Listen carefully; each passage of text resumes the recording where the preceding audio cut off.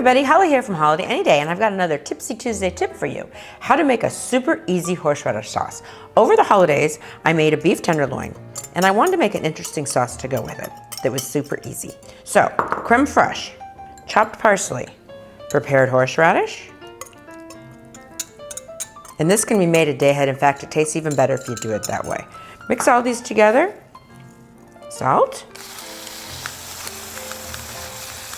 zhuzh pepper. Now look how easy that came together.